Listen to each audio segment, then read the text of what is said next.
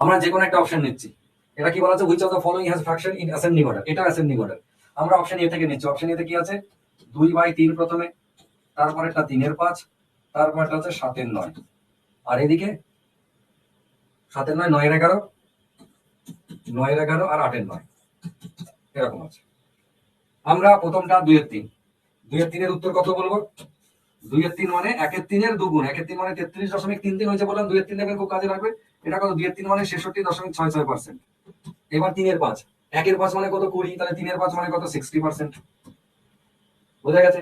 এবার হচ্ছে 9 রয়েছে, 9 মানে 1/9 7 গুণ, 9 স্ল্যাব মানে 11 পূর্ণ 1/9, তাহলে 11 পূর্ণ 11 × 7 মানে এটা হচ্ছে 77% প্লাস, এর থেকে একটু বেশি।